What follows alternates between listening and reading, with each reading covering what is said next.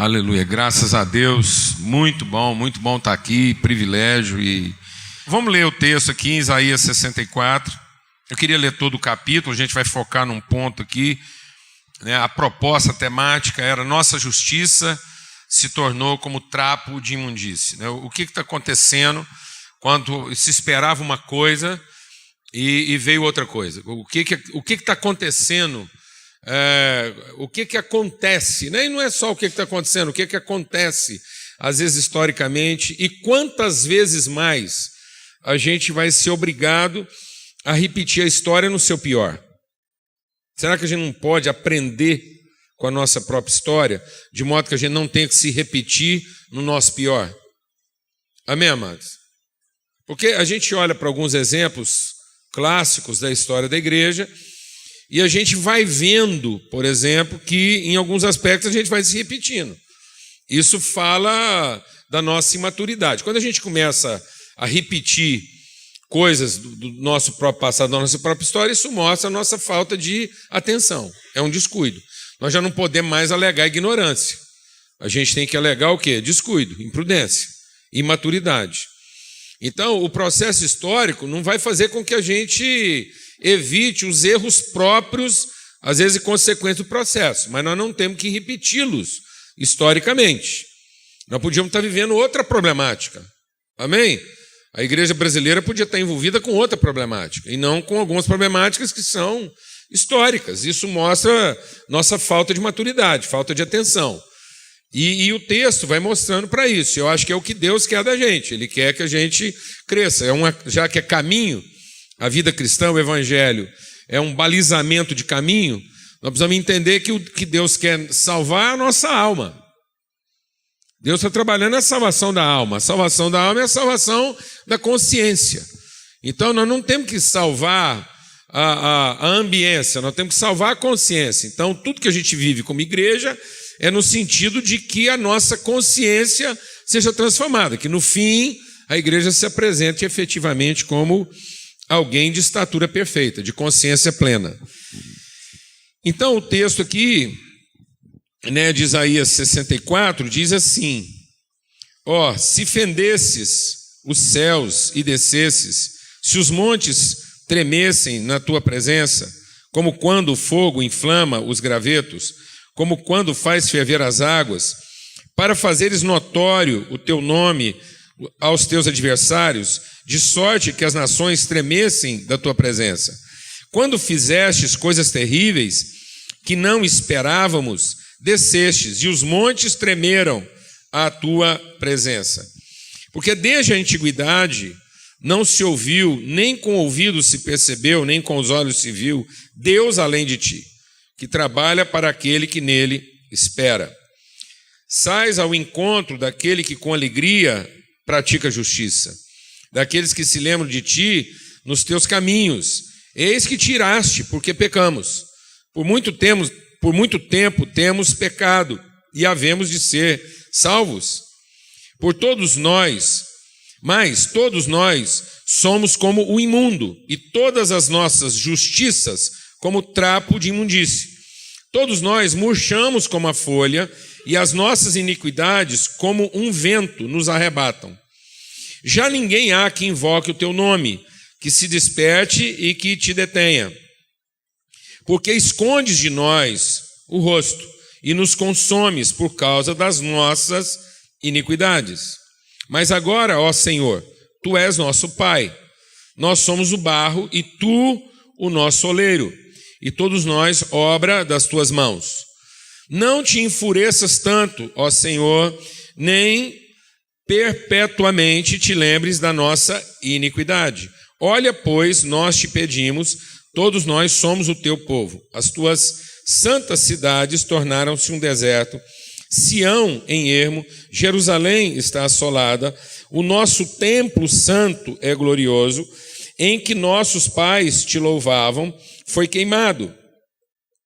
Todas as nossas coisas preciosas se tornaram em ruínas. Conter-te-ias tu ainda, ó Senhor, sobre essas calamidades? Ficarias calado e nos afligirias sobremaneira? Amém. É interessante a gente observar uma coisa, que o texto, o texto do profeta Isaías é, assumidamente, né, o texto de perspectiva mais messiânica, né, de definição daquilo que é a natureza do Messias, do caráter do Redentor, do Messias de Deus, do Cristo. E é interessante, não que os outros profetas também não sejam, mas o texto de Isaías é o que se aplicou mais a trazer à luz aquilo que seriam os aspectos não perceptíveis do caráter do Messias. Ou seja, o Isaías está apontando para uma realidade que, se não fosse a exortação profética, a gente podia olhar para o Messias e não perceber que ele é o Messias. Então, ele é um profeta mesmo de caráter subjetivo. Ele não tem uma conotação profética tão óbvia, né? A exortação de Isaías, ela remete para uma reflexão bem mais profunda e não tão óbvia, ela não tem o confronto das realidades objetivas, porque ela quer tratar a natureza, a identidade, o caráter, a obra do Messias na sua totalidade. Eu nunca,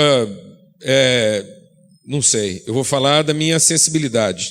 Eu não teria respaldo técnico para falar isso, mas talvez seja essa uma das razões que fez com que a comunicação do profeta Isaías tenha se dado de forma mais escrita do que oral. Talvez seja por isso que até os manuscritos sejam a parte da Bíblia, do Velho Testamento, mais preservada, mais antiga. Quem sabe não é por isso? Quem sabe isso não gerou no povo a ideia de preservar a coisa escrita, para gerar uma reflexão mais profunda, mais intensa ao longo do tempo. Ou seja, é uma percepção, é uma leitura, é uma reflexão que vai exigir com que você olhe. Por quê? Porque as evidências não são tão evidentes, são de caráter mais subjetivo. Talvez, não sei, mas talvez os outros profetas pudessem ser comunicados de forma mais oral. E aí a gente não tem a preocupação da preservação da forma escrita como tiveram o respeito que existe lá pelos escritos, né, do Isaías, e a forma como isso foi preservado pelo povo, tanto é que são as porções bíblicas mais antigas na sua transcrição. E sem dúvida alguma, é o texto mais rico nesse aspecto da definição, da identidade, e é onde vai falando dessas coisas.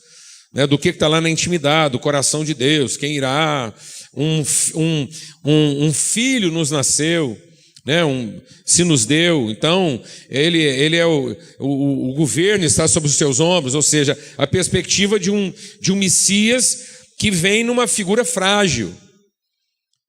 Isso era desafiador.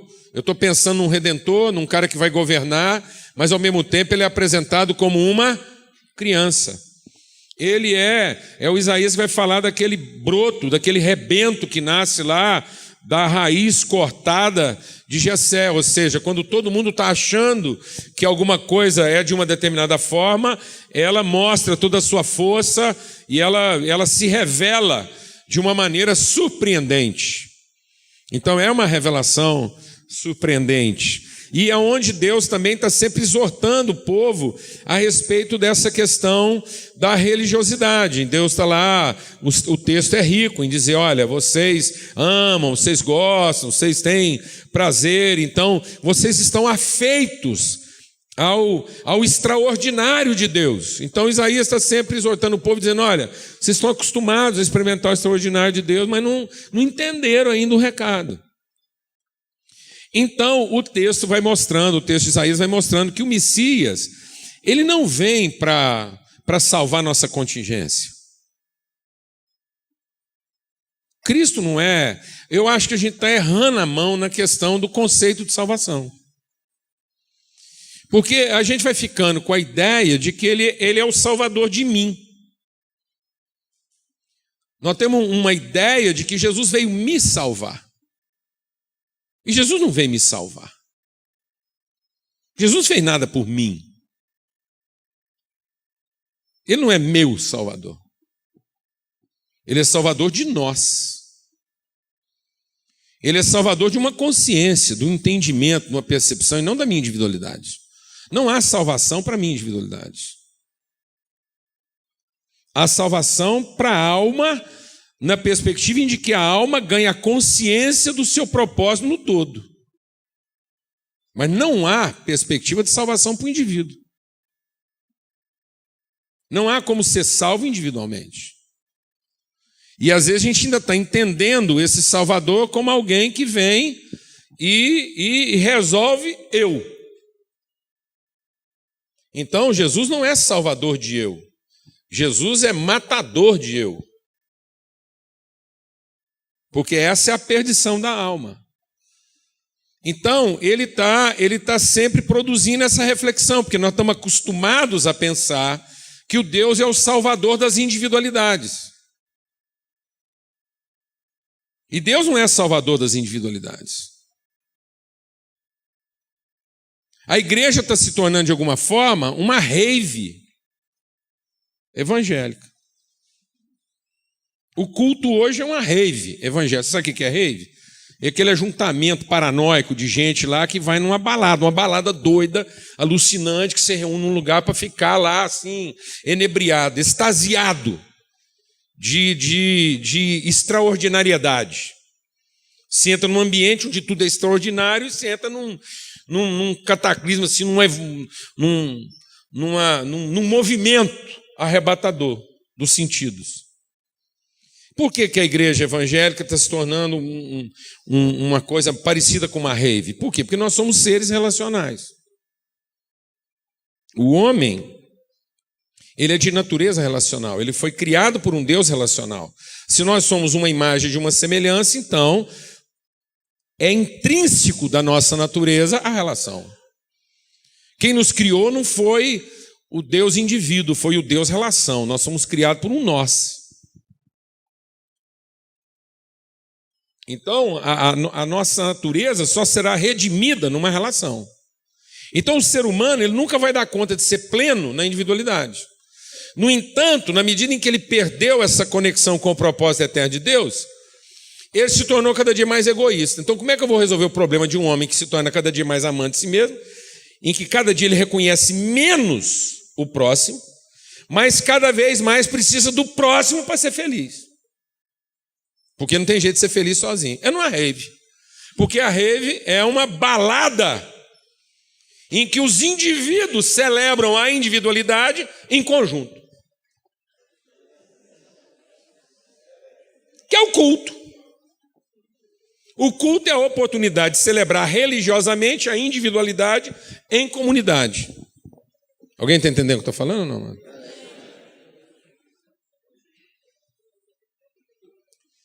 Aí a gente tem um estímulo extasiante de pensar que eu posso ser salvo porque eu estou no grupo, podendo continuar a ser eu mesmo, sem qualquer relação com o próximo. Então a gente perdeu a noção do Messias. A gente não consegue reconhecer o Messias na sua característica mais subjetiva. Que era o que vinha, é o que Deus está exortando, falando, vocês estão pensando a salvação na sua objetividade e não pensando a salvação no seu subjetivismo, naquilo que de fato justifica a salvação. Então a graça não é o favor que eu recebi na forma objetiva. A graça é a forma como eu fui transformado no meu aspecto subjetivo. Amém, amados? Aleluia. Por isso, o texto vai caminhando para esse enfrentamento. E aí a gente está quase acabando o profeta Isaías e ele ainda está bronqueado. Ele ainda está lá falando, escuta, como é que é? Como é que é esse negócio aí? Aquilo que deveria ser um propósito de justiça se transformou em quê? Em trapo de imundície. E ele fala assim, nós agora nos tornamos como folhas que murcham. E nos tornamos como um vento que arrebata.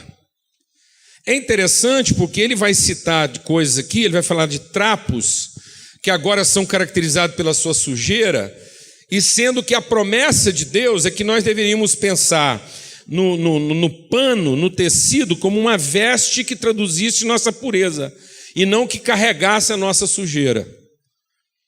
Amém, amados? Então, nós deveríamos ser vestidos de santidade. E agora ele está dizendo que o nosso ato de justiça, ele não traduz uma roupa limpa. Ele traduz, o nosso ato de justiça, ele revela um pano sujo. A gente vai entender um pouco, talvez, por que disso. E a promessa de Deus é que a gente fosse o quê? Uma árvore cujas folhas não murcham. E agora a principal característica dessa árvore é que as suas folhas murcham.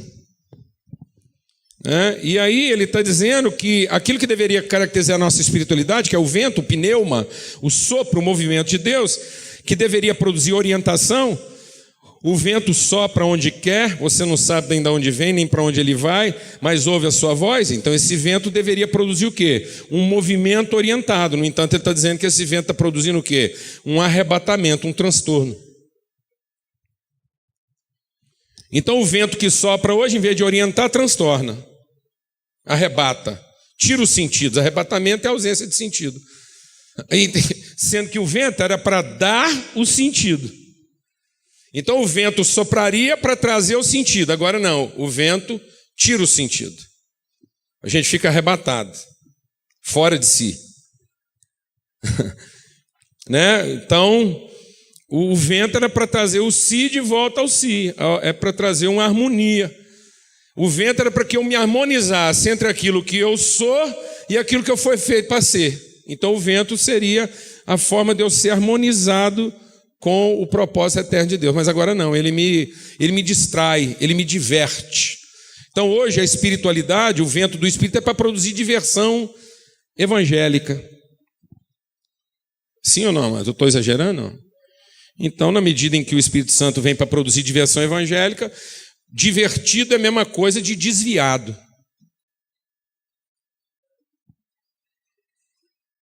Quanto mais divertido o culto, quer dizer que mais desviado era o povo. Divertido é o que está na divergência. Não está harmonizado de forma séria com o propósito original. Não vê a vida na sua responsabilidade, vê a vida na sua distração, na sua divergência, no seu divertimento. Amém, amados? Então o Espírito Santo não era para premiar nossa reunião dizendo que, enfim, nós conseguimos ser entretidos por Deus.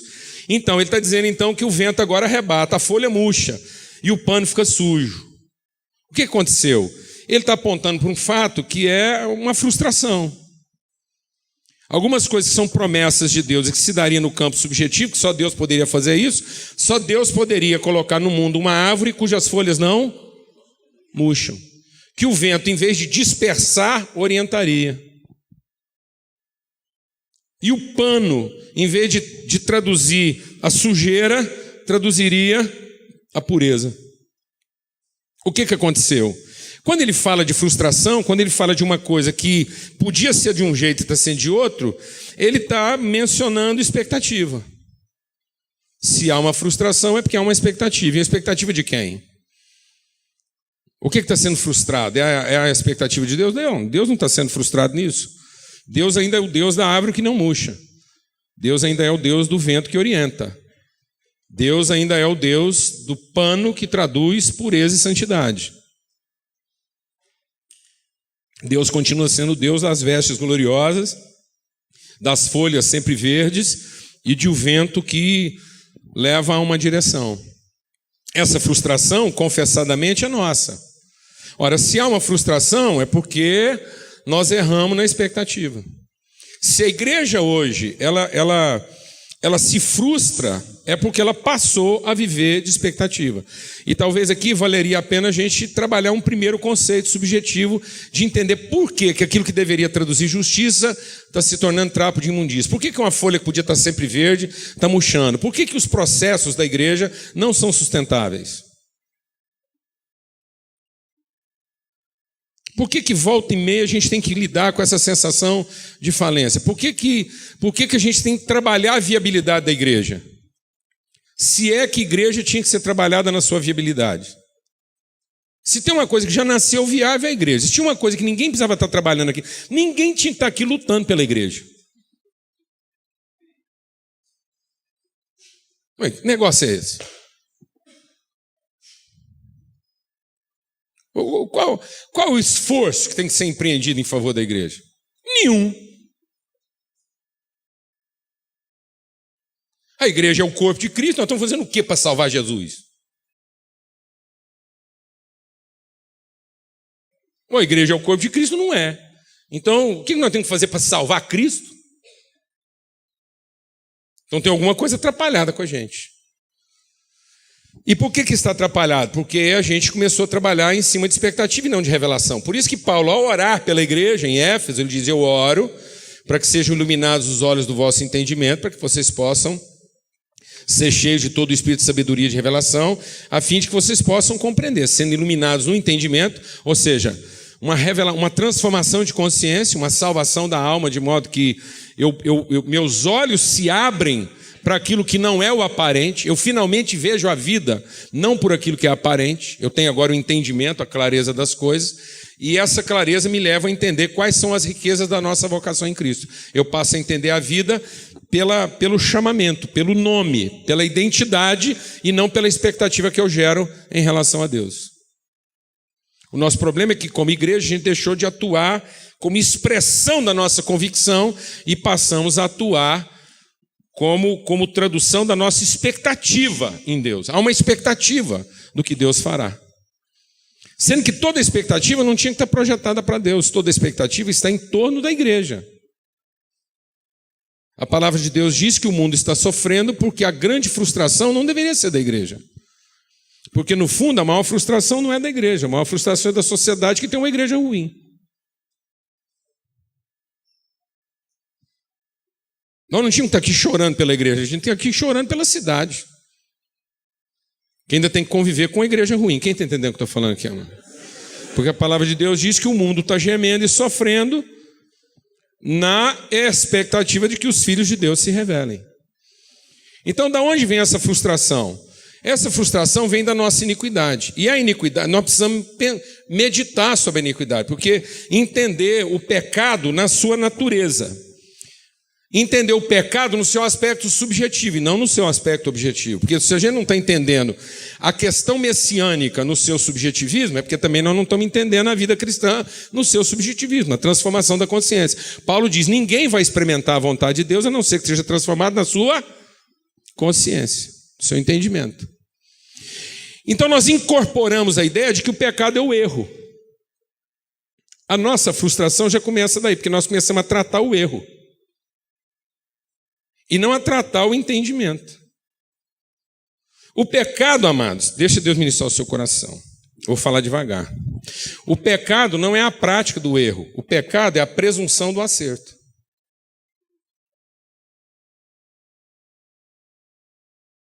A gente não pecou porque fez a coisa errada. A gente pecou porque pensou que podia fazer a coisa certa. Então, se hoje há uma frustração, se hoje nós incorporamos a nossa própria frustração e a frustração da sociedade, é porque nós presumimos o acerto a nosso respeito. Há uma presunção nossa a respeito do acerto. A gente é muito presunçoso. Foi o que o Carlinhos confessou aqui. O que atrapalha a gente de conhecer o próximo? É a presunção. Ele chega lá na mulher pobre, ele já se acha o branco no meio dos índios. Ó, que ele chega lá, ele tem a presunção de achar que ele vai trazer para ela o inédito. Chega um alcoolista lá e traz o inédito antes dele. Olha que frustração. Sério ou não? Não é isso? É o que Jesus está dizendo. Jesus está dizendo, amado, que nós começamos a achar que nós podíamos acertar. E que o nosso certo é suficiente. Nós não estamos preocupados em traduzir uma verdade. Nós estamos ocupados em alcançar nossos objetivos. E encontramos na fé a forma mais contundente de chegar onde a gente quer. Então isso se tornou uma confusão na nossa vida, porque nós estamos querendo um destino sem uma origem. Um destino sem uma origem é uma expectativa, é uma presunção, não é um caminho, não é uma trajetória. Por isso que Jesus, ele não é o meu alfa, aliás, ele não é o meu ômega, ele é meu alfa e ômega. Jesus não é o fim da minha fé, ele é o princípio da minha fé. De modo que o nosso pior pecado, amados, o nosso pecado não é querer Deus, não querer Deus. O nosso pecado não é não querer Deus, o nosso pecado não é abdicar de Deus. O nosso pecado é não ouvir Deus no princípio. O nosso pecado é pretender Deus no fim, sem ter Deus na origem.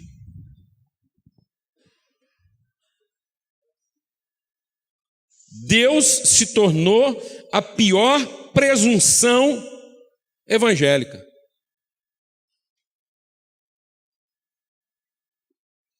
É a nossa ideia de querer ser santo. Vou te falar uma coisa. Deixa o Espírito de Deus ministrar o seu coração essa noite. Não tem jeito de uma pessoa ficar santa por ela mesma. Não tem jeito de carne virar espírito.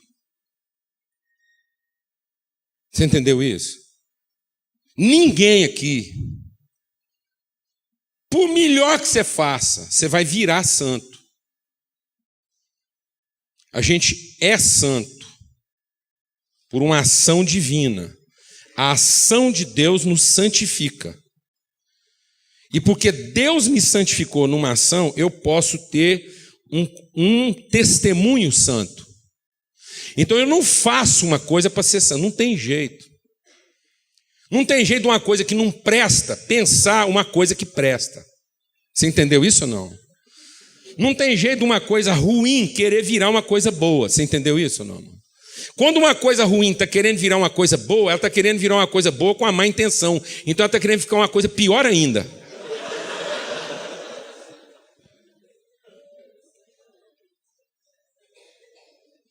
Então o sagrado não pode ser uma pretensão. O sagrado é uma constatação, é uma fé, é uma certeza. O Lúcifer virou Satanás porque quis virar santo. Entendeu isso? O Lúcifer estava lá.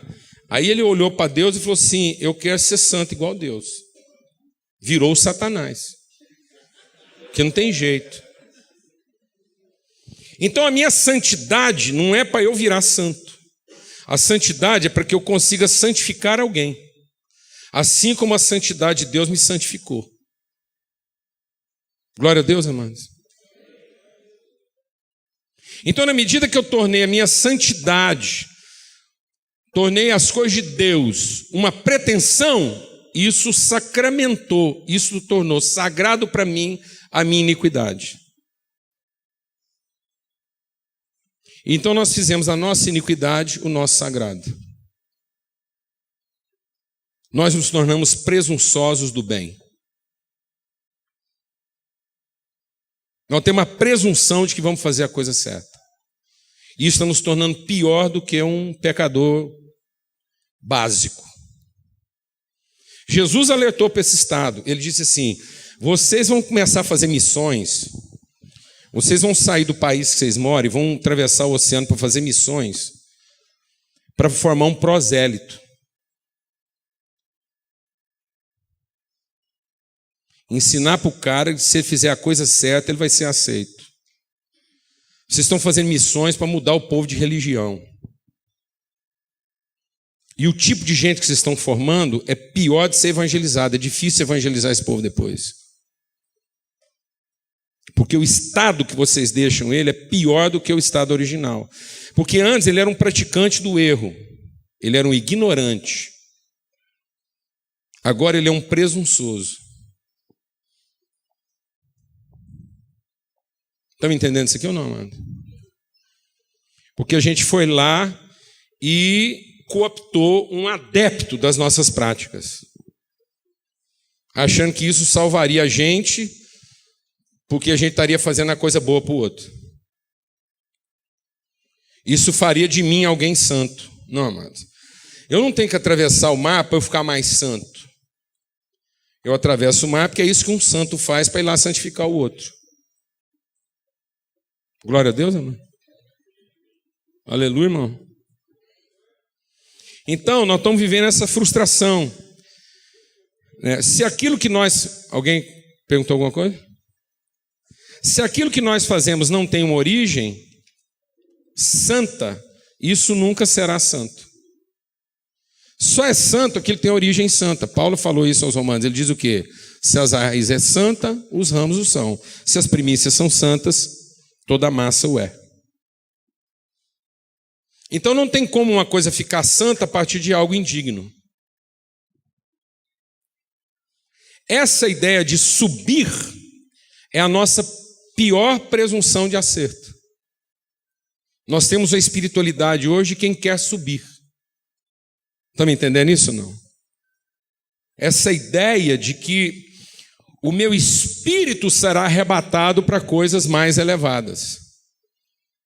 Não, amado, gente de mente mais elevada, transformada, gente de cabeça santificada, consegue pensar coisas mais ordinárias. Aleluia, irmão?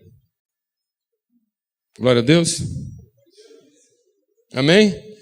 Gente santa consegue pensar coisas medíocres. Aleluia, irmão?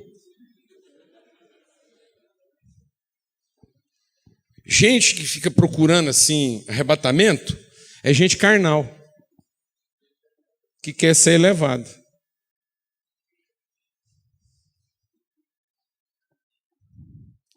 Gente de espírito nobre, elevado e santo consegue prestar atenção em coisas o quê? Ordinárias, corriqueiras, medíocres, coisas que ninguém quer dar atenção. Então, onde foi que nós perdemos a nossa sensibilidade? Na nossa ideia de que santidade é feita a partir da limpeza que a gente faz. Quando a gente pensa que santidade é a higienização que nós fazemos da nossa própria vida, o que sobra, amado? Um pano sujo. Então, nossa ideia de justiça está criando um monte de trapo que imundo, porque a nossa ideia de justiça é sair limpando a sujeira. Então o que vai sobrar para nós, irmão? Está vendo? A nossa ideia de santidade está produzindo um amontoado de pano o quê? Sujo, porque ninguém está vestido de beleza. Agora nós estamos vestidos de quê? De imundícia, porque é só disso que a gente fala, é só isso que a gente quer tratar. A gente já pega um cara e quer fazer nele o quê? Uma faxina de coisa ruim. O que vai sobrar disso, mano? Em vez da gente pegar um cara e tentar encontrar nele os sinais de virtude que lá existem, não. Nós queremos ir lá e fazer a faxina da desgraça. Quem está entendendo isso aqui, mano? Sendo que evangelizar essa pessoa não é gerar nele um sentimento de culpa pela desgraça aparente em que ele está. A evangelização seria para resgatar nele o resto de virtude e de sinal de Deus que sobrou lá. Então, evangelizar seria santificá-lo. E santificá-lo seria identificar nele os sinais de santidade remanescente que lá existem. Glória a Deus, amado. E trabalhar para que isso o quê? Florescesse. Mas não, a gente já chega lá querendo fazer a faxina. Quando você faz a faxina, só sobrou um tanto de pano o quê? Sujo. É só de sujeira que a gente fala. A gente olha as pessoas tentando torná-las santas e não convencê-las de que elas são santas à luz da palavra de Deus. Então nós temos que entender a coisa pela sua origem. Ora, o cara é santo porque eu consigo ter dele uma visão subjetiva que ele não tem de si próprio, porque eu conheço a sua origem, eu conheço o seu Criador, eu sei de que mão ele foi feito, eu sei de que substância ele foi gerado. O Evangelho é para eu devolver a esse cara a lucidez a quem se perdeu. Glória a Deus, irmão. Eu vim trazer a boa notícia a seu respeito, eu conheço a sua origem. Você está nessa desgraça porque você não conhece a sua origem, mas não. A gente vai lá e piora a situação nele porque gera nele uma expectativa de acerto. Agora ele ficou desgraçado, porque agora ele não é só ignorante, ele é mal informado. Porque ele consegue ter de si uma perspectiva irreal. E vai passar o resto da vida limpando as suas sujeiras, em lugar de trabalhar as suas virtudes. Não suas, mas as virtudes de Deus que estão plantadas lá e que são reveladas pelo Espírito que é santo. Então aí nós teríamos uma fé com origem. Se nós temos uma fé com origem, nós temos uma fé com destino. Uma fé sem origem, que pretende um destino, é uma expectativa. É uma presunção que vai gerar uma frustração. O pecado não está em colocar Deus no fim. Melhor, o pecado está em colocar Deus no fim e removê-lo da origem. O pecado está em querer subir para o céu. O nosso pior pecado é querer subir para o céu. Esse é o pior pecado da igreja hoje. É querer ir para o céu. Quem vai para o céu, mano? Céu não é lugar para ir, mano. Aleluia, irmão? Aleluia, irmão? Quem vai para o céu? Se nós somos o corpo de Cristo, nós não vamos para o céu. Jesus não foi para o céu. Ele voltou para o céu. Ele é o que subiu, porque ele é primeiro que de lá desceu. Ele é o que subiu, porque ele de lá desceu. Então o céu não é um lugar que você vai, é um lugar para onde você volta.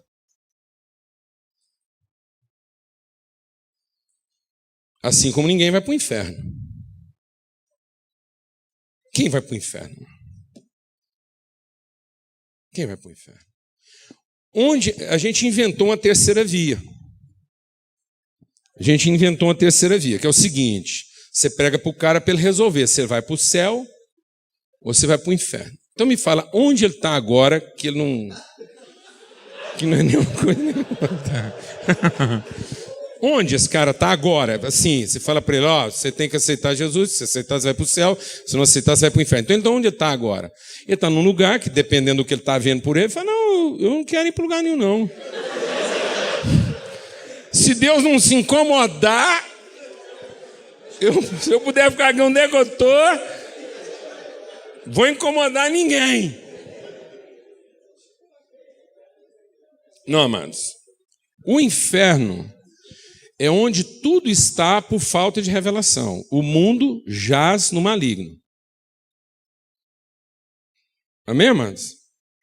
Depois, o inferno vai para o lago de fogo. Aí sim, o lago de fogo é um lugar para onde o povo vai, que não está lá ainda. Por enquanto. Então, o que acontece? O inferno é o quê? É falta de revelação, é falta de entendimento, é falta de luz, é viver em trevas, é estar dominado pelo maligno. Então, a pessoa não vai para lá, ela está lá. Ela é tirada de lá à medida que ela vê a luz.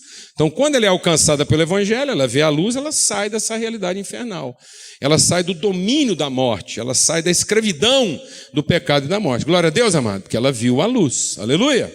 Por isso que as portas do inferno não prevalecerão contra a igreja. A igreja está lá, estava lá dentro do inferno, sem luz, por isso que ela está dentro do inferno, veio a luz, a igreja falou, gente, isso aqui não é meu lugar, saiu de lá, as portas não resistiram. E agora a igreja volta para lá para buscar quem está lá dentro e não é de lá também, amém? Então na porta do inferno fica esse trânsito de cristão entrando e saindo toda hora, os demônios tudo louco, saber o que faz, é uns saindo, outros entrando. Eu tenho dó dos porteiros do inferno, que não tem controle um negócio desse. Mas não tem gente indo para o inferno, tem gente indo ir lá para buscar os que estão lá e tirar de lá. As portas não vencem. Glória a Deus, irmão. Amém? Então todo cristão verdadeiro, ele não tinha que estar pensando em ir para o céu. Todo cristão verdadeiro tinha que estar pensando em ir para onde?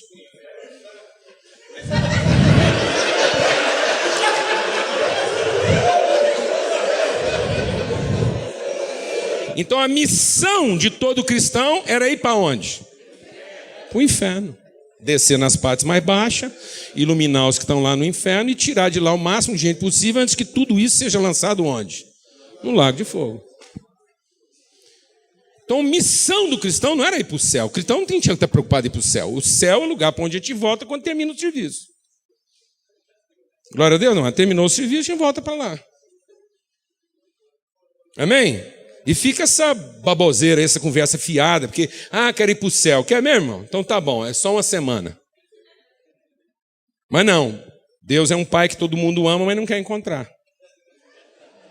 Basta ter a boa notícia que está com a doença terminal, já pega, põe a igreja para rezar, juntar tudo e clamar por libertação.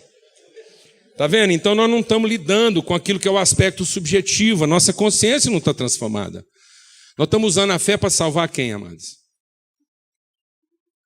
A nós mesmos.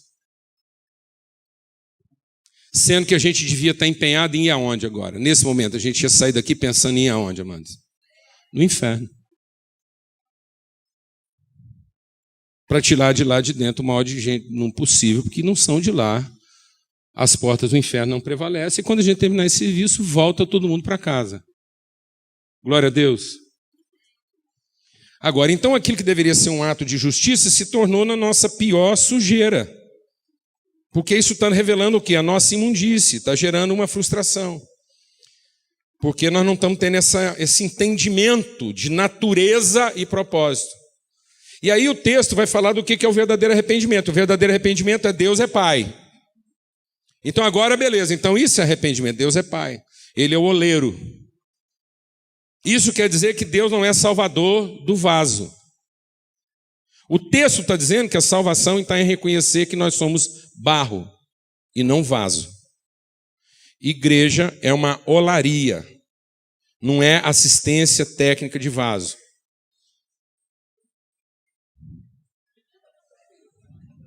Amém, irmã? Igreja não é um lugar que a gente traz o vaso quebrado para Deus consertar. Isso é do Satanás. Satanás é que fica dando assistência técnica em vaso. Igreja é olaria. Você entrou aqui, Deus pega, amassa, arrebenta com tudo, acaba. Não, amassa tudo, volta a massa aqui, eu modelo agora, vou fazer do jeito que tem que ser. Isso é ser devolvido à origem. Isso é ser resgatado dessa presunção do acerto. Nós estamos com uma ideia aqui de que Deus vai salvar o vaso, vai consertar o vaso, está quebrado, Deus remenda aqui, conserta ali. Bobagem, mano. Isso é conversa. Isso é só para adiar a sua frustração, para você continuar vivendo as suas expectativas. O texto é claro. O texto é claro. Tu és o oleiro e nós não somos o vaso, nós somos o barro. A coisa tem que ser acertada na origem. A coisa tem que ser acertada conosco na origem. É na manipulação de Deus. Não é a forma como nós usamos a nossa espiritualidade para manipular Deus. É a forma como nós entendemos que a verdadeira espiritualidade está em como Deus nos manipula. Temos que voltar a ser um povo que Deus manipula. Deus mexe com cordéis. Sem crise, meu. Deus manipula a gente. Mexe com cordéis. Ou Ele é Deus e Senhor da nossa existência, ou a gente finalmente entende que é um plano ao qual eu me submeto. Ou Ele não é Deus.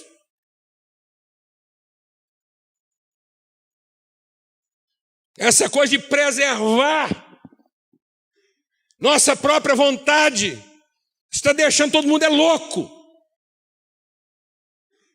Achando que Deus tem que satisfazer a expectativa de uma centena de pessoas. Harmonizar desejos espúrios, mal formados, egoístas. É aqui que está o arrependimento. Deus, Tu és o oleiro e nós somos o barro. O Senhor é Pai e nós somos filhos da Sua vontade. Faça-se em mim a tua vontade. Estou aqui para cumprir o teu propósito. Aleluia. Aí nós vamos trazer luz. Amém, amados? Porque a coisa vai estar devolvida o quê? O seu propósito original. E a gente vai ter uma relação verdadeira, uma relação autêntica entre o que se vê e o que de fato é. Porque nós, como igreja, nós preservamos a forma dinâmica, mas nós corrompemos a essência. Eu queria concluir, eu sei que o tempo está avançado, usando uma figura. Para a gente entender, a igreja não deveria ser caracterizada pela forma como ela funciona. A igreja só é igreja se de fato ela é caracterizada pela forma como ela se movimenta e não como ela funciona. A igreja tem que ser caracterizada pelo deslocamento que ela gera na história, em termos de revelação, de consciência. A igreja não é uma coisa que tem que ser mantida funcionando para resolver as questões temporais humanas. A igreja tem que cumprir o seu movimento na história para que ela possa iluminar o entendimento do homem, para que no fim de tudo a alma humana seja salva. Para que a alma humana seja formada na sua plenitude.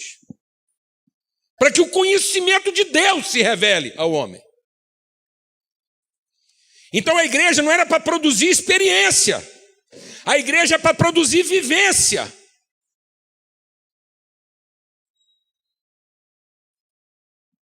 Dez leprosos tiveram uma experiência com Jesus. E daí? Se só um transformou isso em vivência.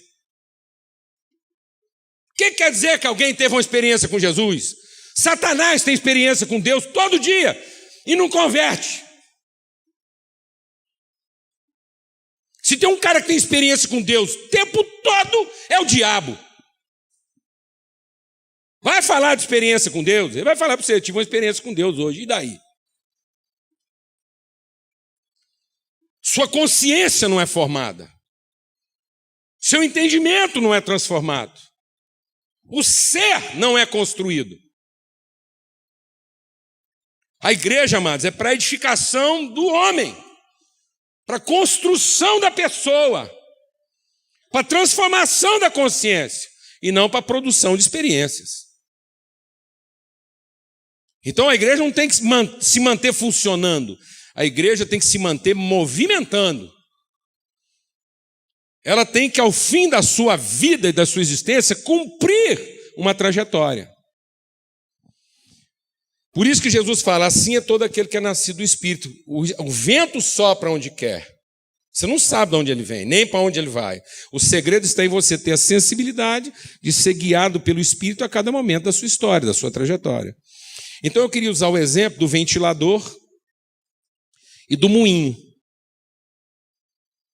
Aqui no Nordeste, de vez em quando, você acha um moinho por aí, né? Sabe o que é o moinho?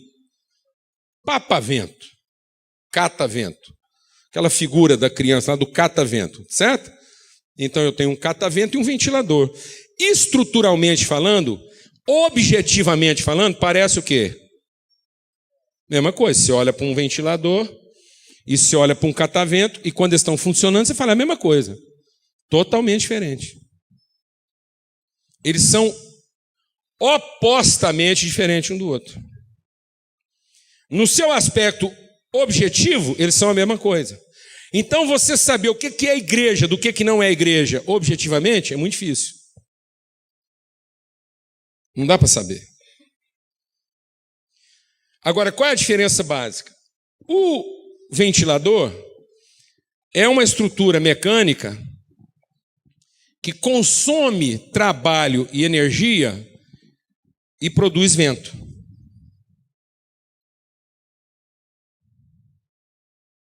Então, o ventilador é uma estrutura de consumo de energia e trabalho para produzir vento. Isso se chama religião. É a forma como você consegue escravizar a capacidade de trabalho e de energia humana para produzir espiritualidade. Onde você trabalha o aspecto da funcionalidade, da viabilidade. Agora, o que é um papa-vento, um moinho? Um papa-vento é uma estrutura sustentável. Que ela capta o vento, ela acompanha o movimento do vento, ela absorve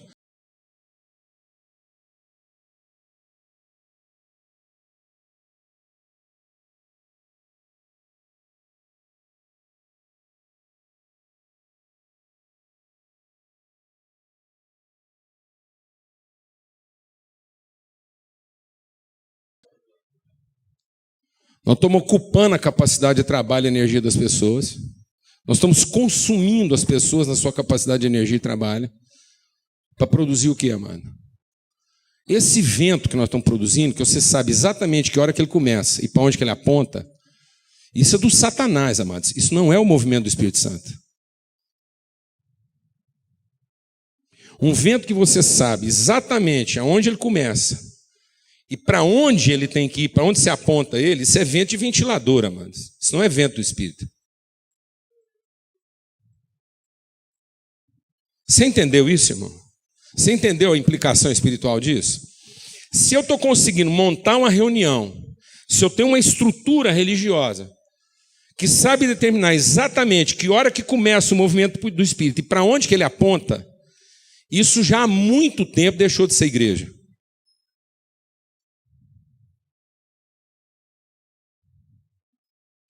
Porque a característica básica do Espírito é: você não sabe de onde ele vem, nem para onde ele vai.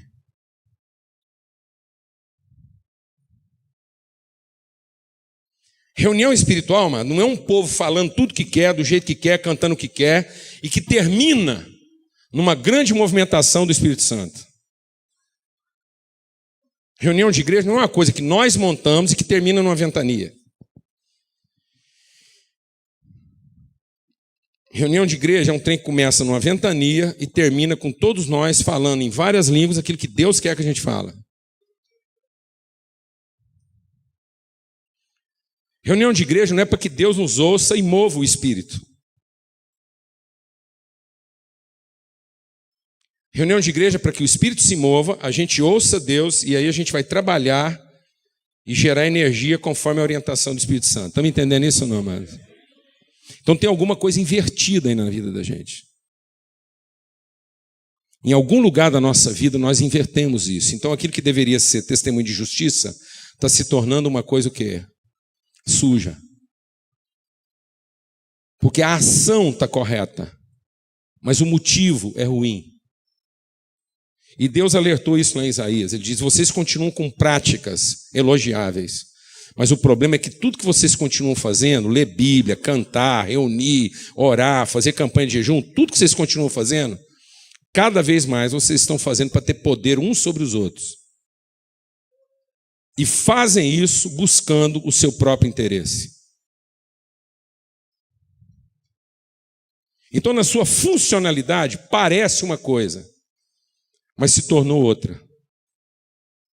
Por isso que a gente tem que gastar tanto tempo em tornar a igreja viável. O que está acabando com você no ministério, mano? O que te deixa ansioso? São os problemas da cidade, mano? Ou o futuro da sua congregação? Seja honesto.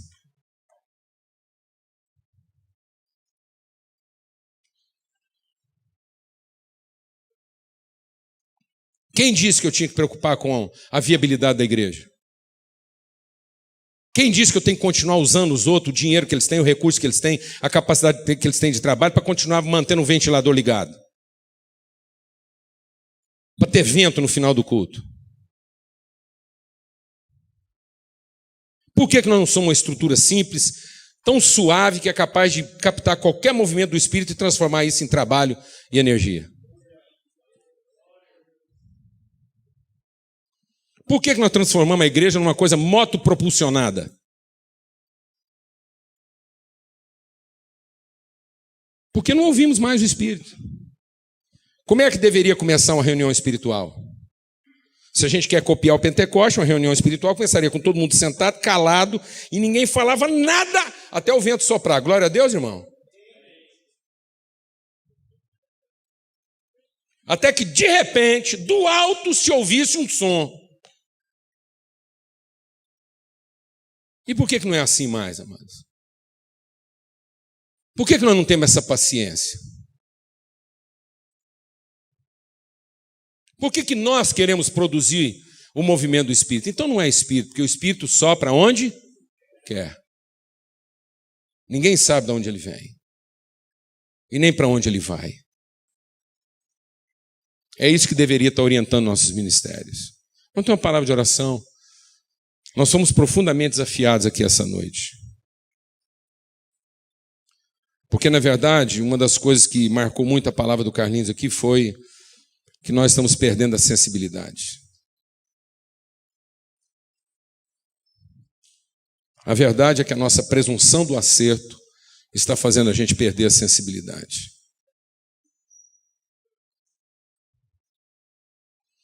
A gente anda achando, amados, que sinceridade é tudo. E sinceridade é o mínimo. Um homem que agride o outro que está com raiva só fez isso porque está sendo sincero.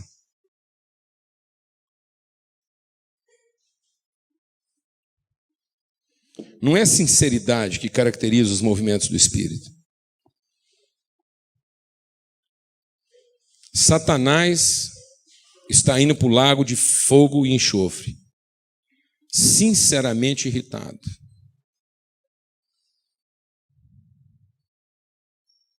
Ele encontra motivos para a sua irritação. E por que ele está nessa situação desgraçada? Porque ele perdeu a sensibilidade. Uma igreja que corre o risco de perder sua sensibilidade pela presunção do acerto. E aí nossos panos que deveriam falar de pureza, de glória, de santidade, começam a falar de sujeira. Nós usamos a nossa santidade para esfregar a sujeira do mundo na cara dele.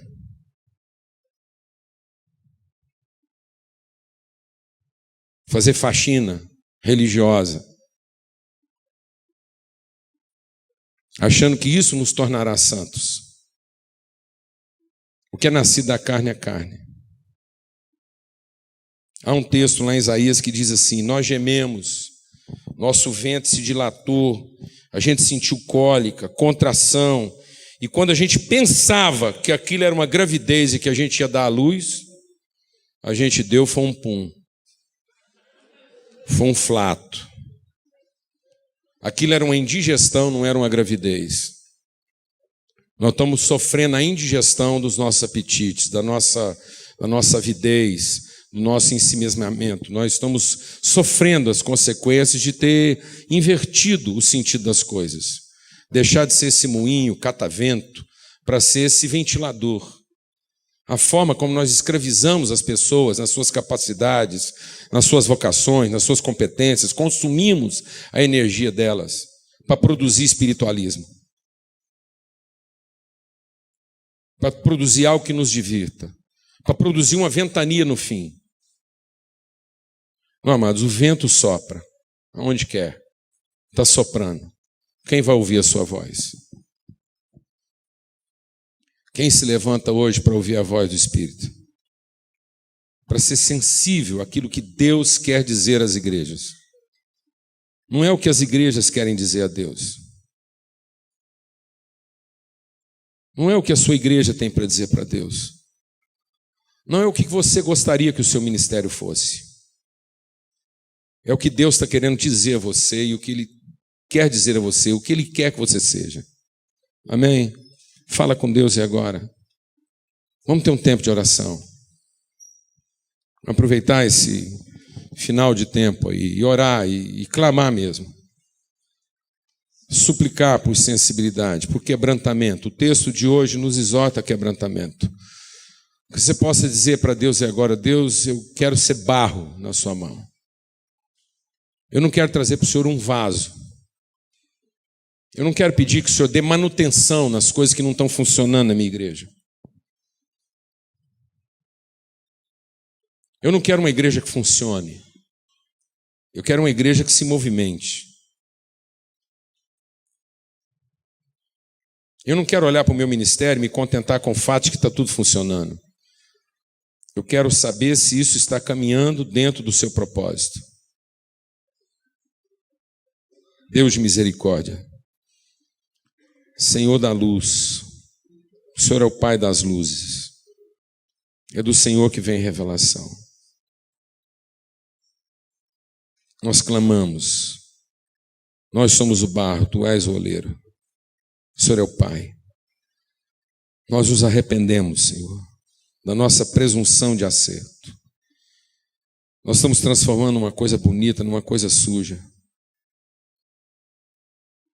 Numa coisa que salienta os erros e as faltas e as culpas, em lugar de salientar a virtude.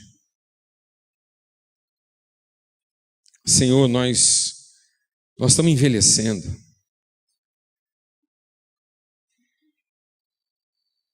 Tem muita coisa murchando. Tem muita coisa que vai se acabar diante dos nossos olhos antes que a gente morra. Senhor, há uma ventania arrebatando pessoas. Nossos ventos são artificiais, são ventos de confusão, são ventos de alucinação. Deixam as pessoas loucas, envaidecidas, embriagadas. Não é o vento suave do teu espírito que nos alinha, que nos harmoniza. Esse vento que está soprando, ó Deus, ele está colocando uns contra os outros. Isso não vem do Senhor. O teu vento é doce, ele harmoniza. Ele traz revelação daquilo que é o propósito eterno do Senhor. Ele nos mostra a direção. Nós não queremos o arrebatamento, Senhor, nós queremos a direção. Nós queremos os olhos iluminados, os pés orientados, nós queremos a luz para o caminho, a lâmpada para os pés. O Espírito do Senhor é dizer, esse é o caminho, andai nele, sem desviar nem para a direita nem para a esquerda. Nós queremos descer, nós queremos ir às partes mais baixas da terra. Nós queremos encontrar nossos irmãos no inferno e trazê-los de lá, em nome de Cristo Jesus. Pelo sangue do Cordeiro, o vento do Senhor nos leva às partes mais baixas da terra. Os ventos humanos querem nos fazer subir, mas o vento do Senhor quer nos fazer descer. Em nome de Cristo Jesus, ó Pai. Amém.